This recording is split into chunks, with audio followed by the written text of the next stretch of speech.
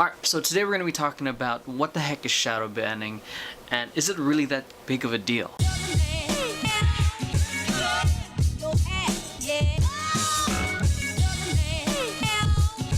What's going on, everyone? You're watching Emeroy TV, and I am Emeroy, and today is Biz Tuesday. If it's your first time watching my channel on this particular day, every Tuesday I share with you guys the best social media marketing tips that I'm doing with my company, Vision Paradox. That way you guys can grow your small business or personal brand. So today we're going to be talking about what the heck is shadow banning, and is it really that big of a deal? Alright, so before I get into that, let's find out why you don't want to be shadow banned. So you want to avoid being shadow banned because it's going to affect your overall reach when it comes to you posting your content. So if you watched the video I made about Instagram's update on the algorithm changes and everything like that, they've updated it so that only about 10% of people will see your post, and those 10% are generally your most engaged people. That's how they're going to gauge the quality of your post. If that 10% within the first hour actually likes your post, then they're going to post it up to the rest of your feed and to everyone else. And they've also made updates on the hashtag, so if you are still using tactics like first comment hashtags and things like that, then that could be why you're getting a little less exposure or action on these hashtags. Now that you know why you don't want it, what is it to begin with? So the shadow ban is pretty much when you get limited to no reach on certain hashtags.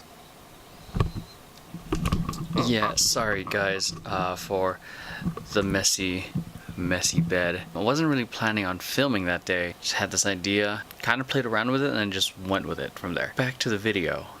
Say your favorite hashtag is hashtag entrepreneur, very popular hashtag, and you happen to use a hashtag for the last 3 to 4 posts, then you're kind of violating Instagram's new policy, and that could be a potential shadow ban.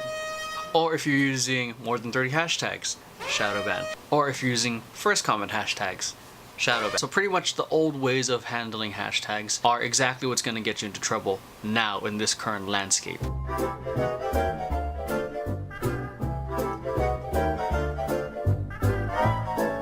You can still do like 30 hashtags, that's still the limit. Because of Instagram's new policy, it's best practice to limit to just 5, 10 max. Make sure you're switching up the type of hashtags you're using. Don't use the same hashtag over and over and over. That means if you're using the hashtag I shared earlier, hashtag entrepreneurship, switch it up. Hashtag entrepreneurship life. Hashtag entrepreneur life. Hashtag motivation. Just don't repeat yourself. If you're still doing follow and follow, you gotta stop. It might have worked a couple years ago or even last year, maybe last year, but now people know what you're trying to do. If you're still trying to do that, it's not gonna work. It kind of bugs me when people follow me and then they unfollow like next hour after. So if you're gonna follow someone, make sure you're actually genuinely going to follow them. Next is, if you haven't by now used at least one of the other features on Instagram, then use all the other features that Instagram has. Stories, live. Instagram's goal is to keep the user on the app for as long as possible, which is exactly why they have Instagram stories and live. Not only that, you just get better engagement and much more improved attention on there versus the post, where for the feed people are just scrolling and scrolling and scrolling and scrolling. When it comes to the stories, it takes up the whole screen. Their attention's right there. My bad. Alright, so next tip is stop automating your likes, comments, and everything else, because Instagram can detect when you're using a bot or third-party software. Speaking of comments and likes, if you are posting your link in the comments, shadow ban.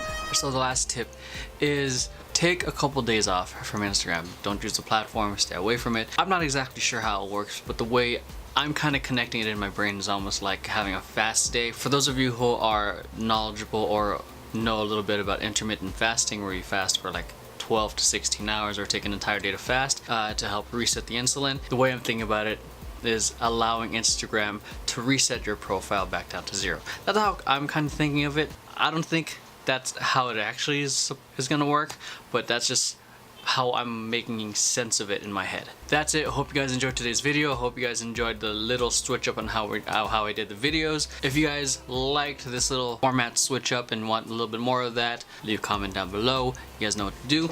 And if you guys have friends, family, loved ones, business partners who you know would love this video, make sure you share, like, and comment as well. So thanks for watching, and I'll catch you guys next time. Peace.